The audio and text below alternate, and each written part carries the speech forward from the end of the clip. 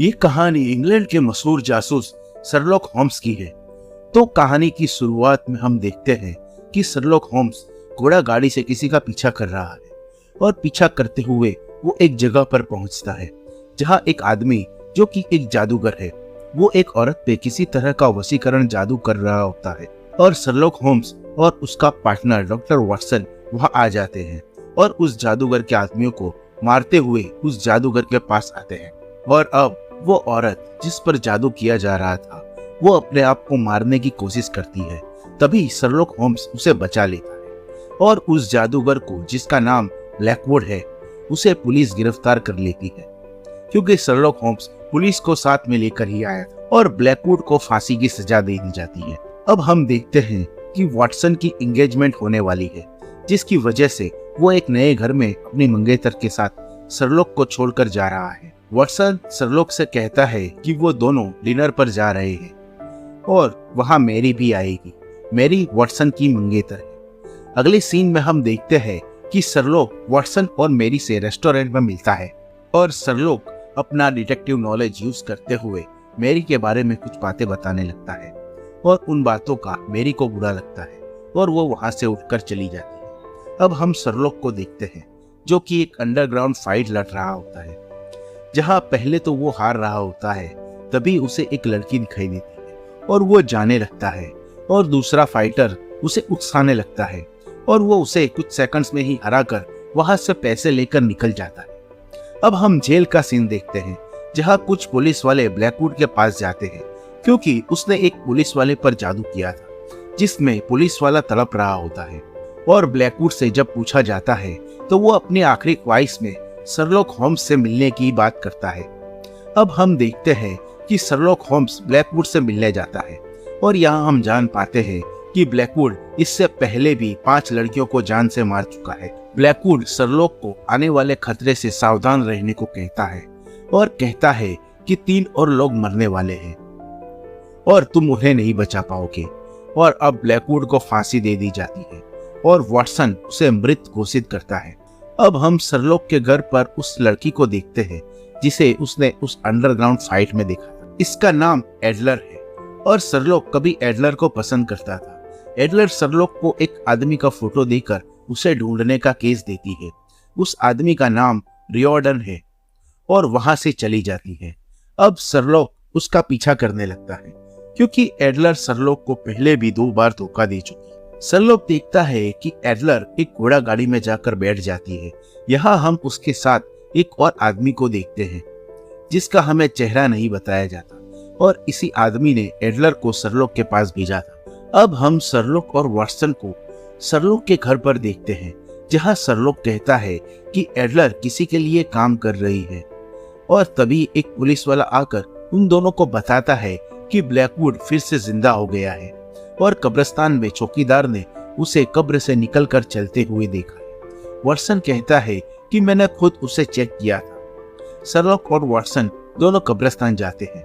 वहां ये दोनों देखते हैं कि ब्लैकवुड की कब्र टूटी हुई होती है। पुलिस वाले कब्र में से उस ताबूत को बाहर निकालते हैं जिसमें ब्लैकवुड को दफनाया गया था, पर उस ताबूत में उस आदमी की लाश होती है जिसे एडलर ने शर्लॉक को ढूंढने के लिए कहा था। शर्लॉक चुपके से उस लाश के हाथ पर से घड़ी निकालकर उसके घर का एड्रेस पता करता है और वाटसन को लेकर छानबीन करने उसके घर जाता है। वहां उन्हें पता चलता है कि ये आदमी ब्लैकवुड के लिए काम कर रहा था। वो दोनों वहां पर कुछ ऐसी चीजें देखते हैं जिस पर कुछ प्रयोग, कुछ एक्सपेरिमेंट किए गए थे और ये आदमी उसके लिए कोई बहुत जरूरी प्रोजेक्ट बना रहा था और जब वो आदमी उसमें कामयाब हो गया तो ब्लैकवुड ने उसे मार दिया। अब वहां पर कुछ लोग आते हैं इस घर को जलाने के लिए जिससे सारे सबूत जल जाए और किसी को कुछ पता ना चले, पर शर्लॉक और वाटसन उन लोगों को हरा देते। पर उस भगदड़ के दौरान बहुत सा नुकसान होता है, इसीलिए वाटसन और शर्लॉक को जेल में डाल दिया जाता है। मैरी जेल से सिर्फ वाटसन की जमानत देकर उसे छुड़ा लेती है और शर्लॉक को कुछ सरकारी लोग जमानत देकर छुड़वाते हैं, पर पुलिस वाले शर्लॉक को उन सरकारी लोगों तक ले जाते हैं, उसे मुंह पर काला कपड़ा ढककर, ताकि उसे रास्ते का पता ना चले। पर जब शर्लॉक वहां पहुंचता है तो वो बताने लगता है कि वो लोग किस रास्ते से और किस जगह से उसे लेकर आए हैं क्योंकि उसने रास्ते में अपने आसपास की चीजों को अच्छे से ऑब्जर्व किया था। और जब वो उसके सामने बैठे आदमी से मिलता है तो वो बताता है कि वो the temple of four orders, जो कि एक सीक्रेट सोसाइटी है, उसका प्रेसिडेंट है। इस बात का पता उस आदमी ने पहनी अंगूठी पर से लगता है।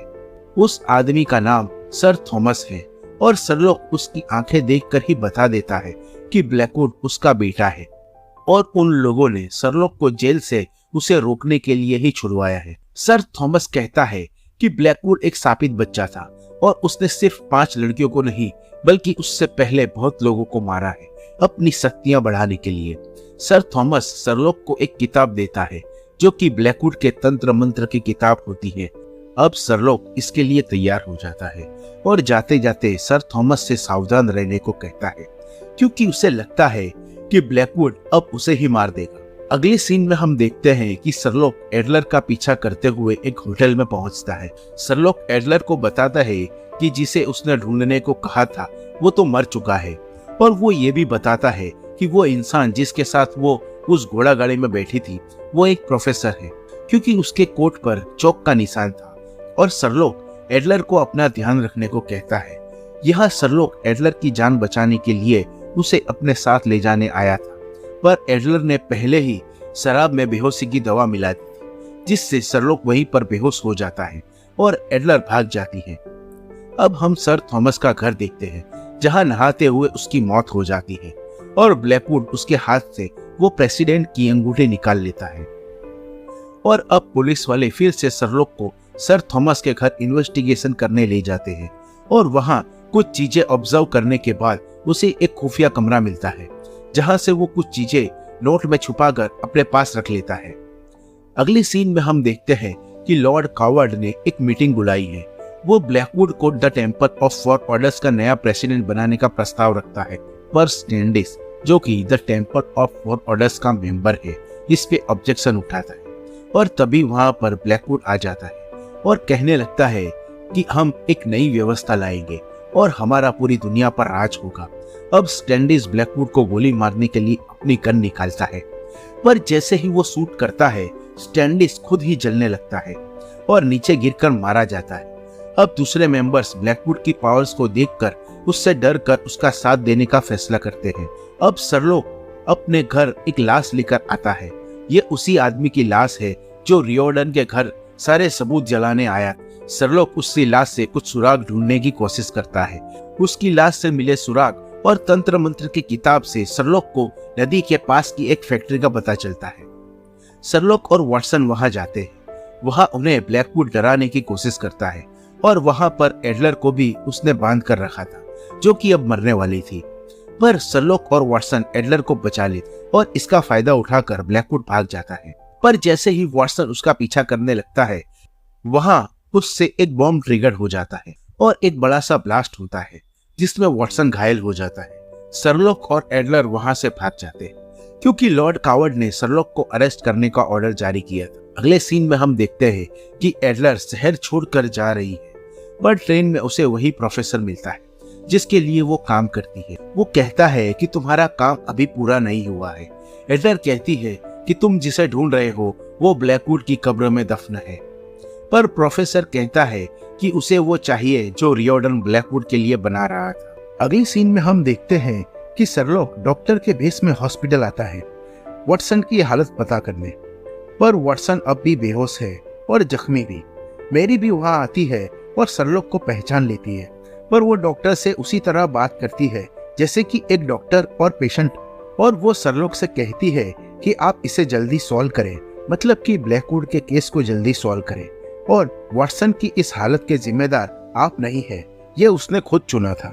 अब हम सरलॉक, एडलर और वाटसन को साथ में देखते हैं, जहां सरलॉक बताता है कि असीमित शक्तियों का द्वार ये 4 चीजों से बना है: इंसान का सर, शेर का पांव, बैल की पूंछ और ईगल का पंख। उस खुफिया कमरे से सरलॉक को शेर का दांत, बैल की हड्डी, ईगल का पंख और इंसान का बाल, ये सब चीजें मिली थी।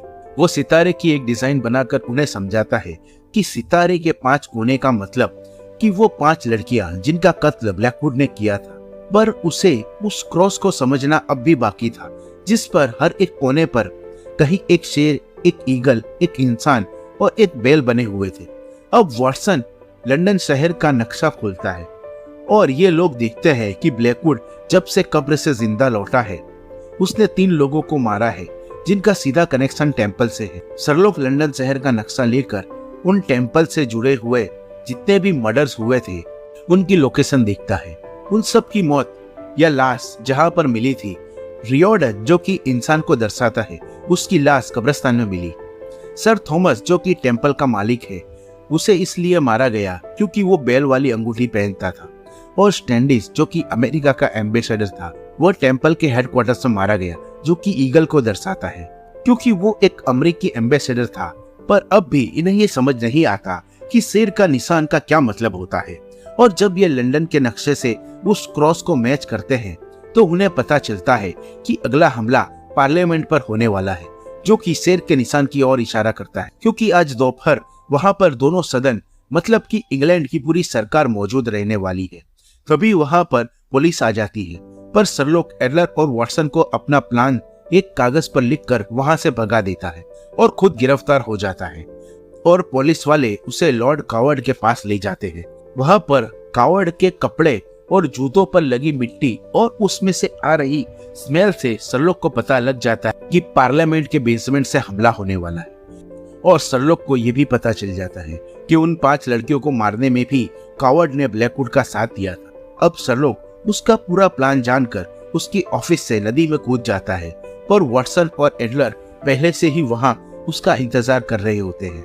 वो तीनों बोट लेकर पार्लियामेंट की ओर जाने लगते हैं। जब ये तीनों पार्लियामेंट पहुंचते हैं तो वो लोग वहां एक मशीन देखते हैं जिसे रियोर्डन ने बनाया था। शर्लॉक कहता है कि इस मशीन से पार्लियामेंट के हॉल में साइनाइड छोड़कर ब्लैकवुड सबको मारने वाला है। वॉटसन पूछता है कि तुम्हें ये कैसे पता चला, तो शर्लॉक उसे बताता है कि ये प्रयोग भी उसने रियोर्डन के घर पर देखा। अब हम देखते हैं कि ब्लैकवुड पार्लियामेंट में आकर सबको अपने साथ आने को कहता है और कहने लगता है कि हम दुनिया पर राज करने वाले हैं। अगर आप लोगों ने मेरा साथ नहीं दिया तो मैं उन लोगों को अपनी शक्तियों से मार दूंगा और जो मेरे साथ है उन्हें कुछ नहीं होगा। और वो ऐसा इसलिए कहता है क्योंकि जो भी उसका साथ दे रहे थे उन्हें वो पहले ही एंटीडोट दे चुका था और उस मशीन का रिमोट भी ब्लैकवुड के हाथ में ही होता है। और यहाँ पर शर्लॉक और एडलर उस मशीन के आसपास के गार्ड्स को मारकर उस मशीन के जहर के कंपार्टमेंट को निकाल लेते हैं। अब एडलर उसे लेकर भागने लगती है और शर्लॉक उसका पीछा करता है। और पार्लियामेंट में हम देखते हैं कि जब ब्लैकवुड उस मशीन को चलाने के लिए रिमोट का बटन दबाता है तो कुछ नहीं होता। अब ब्लैकवुड बेसमेंट में जाने लगता है, तभी वो शर्लॉक को भागते हुए देखता है।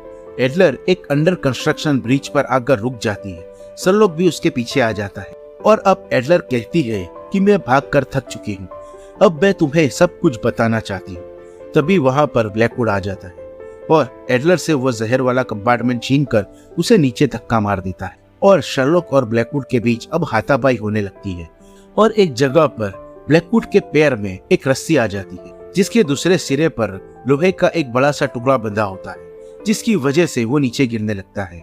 और अब शर्लॉक यहाँ पर मिस्ट्रीज रिवील करना शुरू करता है। वो ब्लैकवुड से कहता है कि तुम कभी जादूगर थे ही नहीं, वो सब एक नाटक था। सबसे पहले उस पुलिस वाले को तुमने रिश्वत दी थी वो ढोंग करने के लिए ताकि सबके दिल में तुम्हारा डर बना सको। दूसरा वो कब्र जिसे तुमने दफन होने से पहले ही तोड़कर फिर से उसे पहले जैसा ही गोंद लगाकर फिक्स कर दी थी। और फांसी देने के बाद जब वॉटसन ने तुम्हें चेक किया था तब तुमने ऐसी दवाई ले रखी थी जिससे तुम्हारी धड़कनें बिल्कुल धीमी हो गई और तुम्हें मुर्दा घोषित कर दिया गया। और सर थॉमस को मारने के लिए तुमने एक ऐसे केमिकल का इस्तेमाल किया जो पानी और कॉपर के संपर्क में आते ही एक्टिवेट हो जाता है और उस इंसान को लकवा मार जाता है। और इसी तरह सर थॉमस पानी में डूबकर मारा गया। अब बारी है स्टैंडिस की, तो उस पर तुमने उसके टेम्पल में आने से पहले ही उस पर ज्वलनशील पदार्थ का छिड़काव किया था, पर उसे लगा कि वो बारिश है और रियोर्डन ने उसकी बंदूक में भी छेड़छाड़ की थी, जिससे जैसे ही उसने शूट किया वो खुद ही जल गया और मारा गया। अब ब्लैकवुड नीचे गिरता है, उसके गले में एक लोहे की चेन लिपट जाती है और फांसी लगने के कारण वो मारा जाता है।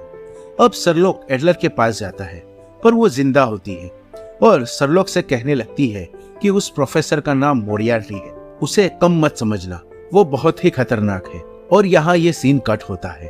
अगले सीन में हम देखते हैं कि वॉटसन और मेरी शर्लॉक के घर पर आते हैं और देखते हैं कि शर्लॉक ने अपने आप को फांसी लगा ली है, पर वॉटसन को पता है कि ये खुद को कभी फांसी नहीं लगाएगा और वो उसे आवाज लगाता है।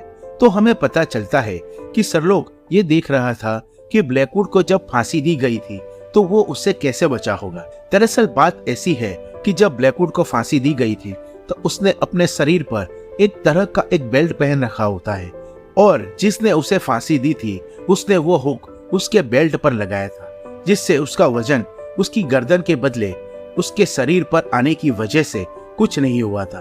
अब वहां पर एक पुलिस वाला आता है। वो कहता है कि जहां पर ब्लैकवुड की वो मशीन रखी हुई थी वहां पर नाले के पास एक पुलिस वाले की लाश मिली है और उस मशीन का एक पार्ट भी गायब है। शर्लॉक समझ जाता है कि वो आदमी कोई और नहीं बल्कि प्रोफेसर मोरियार्टी है और उसने एडलर का फिर एक बार इस्तेमाल किया है हमें गुमराह करने के लिए। एडलर जब वो जहर वाला कंपार्टमेंट लेकर भागी थी तभी वहां पर प्रोफेसर आकर उस पुलिस वाले को मारकर वो मशीन का पार्ट ले गया होगा। दरअसल प्रोफेसर को उस मशीन से एक ऐसी डिवाइस चाहिए थी जो कि वायरलेस सेंसर की तरह काम करती है। शर्लॉक पुलिस वाले से उसकी फेमस लाइन कहता है केस रीओपन्ड और यहीं पर दूसरे पार्ट की हिंट के साथ ये मूवी खत्म हो जाती है। हम आपके लिए ऐसे ही मजेदार वीडियोस लाते रहेंगे। अगर आपका प्यार और सपोर्ट मिलता रहा तो प्लीज लाइक और सब्सक्राइब करना ना भूलें। तो मिलते हैं अगली वीडियो में, तब तक के लिए good bye and have a good time.